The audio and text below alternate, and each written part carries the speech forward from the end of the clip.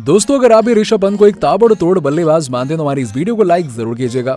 दोस्तों, वार्नर ने अपनी पुरानी टीम से बदला लेते हुए बल्ले से आग उगला तो रोमन पॉवेल ने अपने बल्ले से तबाही मचाते हुए सनराइजर्स हैदराबाद की गेंदबाजों की धज्जियां उड़ाकर रख दी। और इसके बाद जिस तरीके से हैदराबाद के बल्लेबाजों को चारों खाने चित करते हुए दिल्ली के दबंग गेंदबाज इस मुकाबले को अपने नाम करते हुए नजर आ रहे हैं, उसे जानने के लिए आप हमारे इस वीडियो को एंड तक जरूर देखिएगा। लेकिन उससे पहले आप सभी को क्या लगता है कि ऋषभ पंत और श्रेयस अय्यर में कौन है बेहतरीन खिलाड़ी?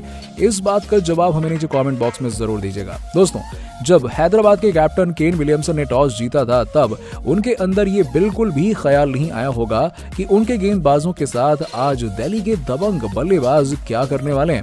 आज ऋषभ पंत ने अपनी टीम में 4 बदलाव किए। घातक ओपनर बल्लेबाज पृथ्वी शॉ चोट के कारण ये मुकाबला नहीं खेल पाए। ऐसे में डेविड वार्नर के साथ ओपनिंग करने आते हैं मनदीप सिंह और इस बल्लेबाज को अपने पहले ही ओवर में एक शानदार गेंद डालकर भुवनेश्वर कुमार ने पवेलियन की राह दिखा दी। और आपको बता दें कि आज पहले पावर प्ले में भुवी अपने पुराने अवतार में गेंदबाजी करते हुए नजर आ रहे थे।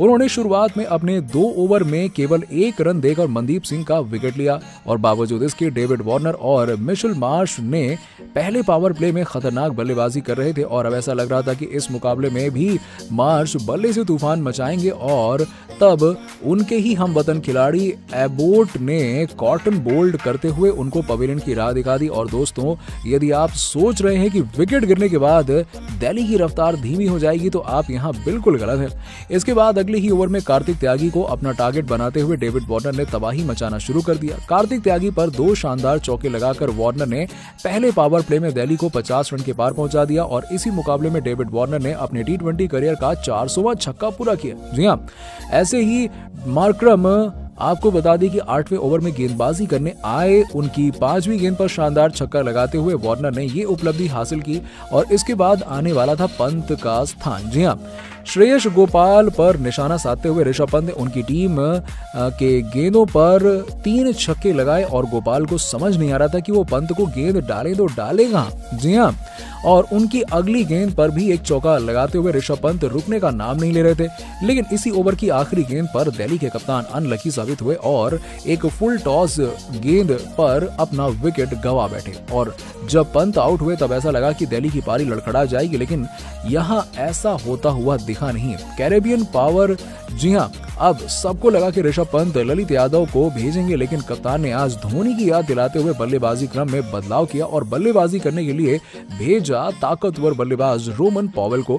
और इस बल्लेबाज ने डेविड वार्नर के साथ मिलकर हैदराबाद के खेमे में तबाही मचाकर रख दी। जी हां, आपको बता दें कि इन दोनों ही बल्लेबाजों ने इसके बाद दिल्ली का एक भी विकेट गिरने नहीं दिया और 100 से ज्यादा रन की पार्टनरशिप करके 85 रन से दिल्ली के स्कोर को सीधे 207 रन तक लेकर जाते हैं। और इन दोनों बल्लेबाजों की कत्लेआम बल्लेबाजी का नतीजा ये रहा कि एक बार फिर से हैदराबाद को 200 से ज्यादा रनों के लक्ष्य का पीछा करना पड़ेगा। इस मुकाबले में आखिरी ओवर में डेविड वार्नर बल्लेबाजी करते तो शायद उनका शतक भी हो सकता था, लेकिन दूसरे छोर पर रोमन पॉवेल तो केवल तबाही मचाने के मूड में बल्लेबाजी करते हुए बल्ला घुमा रहे थे। आपको बता दें कि आखिरी ओवर में गेंदबाजी करने आए थे उमरान मलिक और उनकी 6 गेंदों पर आतंक मचाते हुए बल्लेबाज ने कुल 19 रन बटोरे। उमरान मलिक ने पहले गेंद डाली तो 153 से भी ज्यादा की गति थी और इस गेंद को रोमन पॉवेल ने पूरे ताकत से स्टेडियम के बाहर फेंक दिया, जिसे देख उमरान मलिक की भी आंखें फटी की फटी रह गईं। आज उनका पलड़ा ज्यादा भारी दिखाई दे रहा था कैरेबियन ताकत से।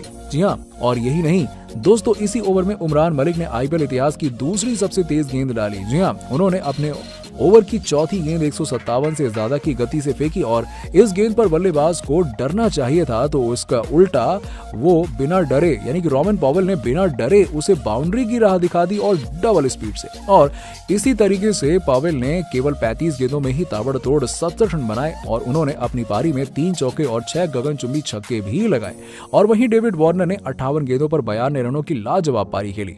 उन्होंने अपनी पुरानी टीम के गेंदबाजों की धज्जियां उड़ाते हुए 12 चौके और 3 गगनचुंबी छक्के भी लगाए।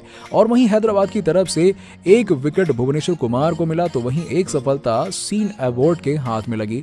और वहीं श्रेयस गोपाल ने भी एक बल्लेबाज को अपना शिकार बनाया। और वहीं उमरान मलिक का धागा खोलते हुए दिल्ली के बल्लेबाजों ने उनके 4 ओवर में कुल 52 रन बना दिए। दोस्तों 10 अंकों के साथ 12 अंकों तक पहुंचने के लिए हैदराबाद को 208 रन की जरूरत थी। इस टूर्नामेंट में सनराइजर्स हैदराबाद की गेंदबाजी सबसे खतरनाक मानी जा रही थी, लेकिन उनके परखच्चे उड़ाते हुए दिल्ली ने उनकी पोल खोलकर रख दी। अगर हैदराबाद के गेंदबाजों की पिछली 2 मुकाबलों की बात की जाए तो इससे पहले ऋतुराज गायकवाड़ ने अकेले ही हैदराबाद के सारे गेंदबाजों की धज्जियां जमकर उड़ाई और उस मुकाबले में भी हैदराबाद के गेंदबाजों ने 200 से ज्यादा रन उठाए और अब दिल्ली के खिलाफ अपने गेंदबाजों की लाज बचाने के लिए जरूरत थी बल्लेबाजों को एक्स्ट्रा ऑर्डिनरी प्रदर्शन करने की।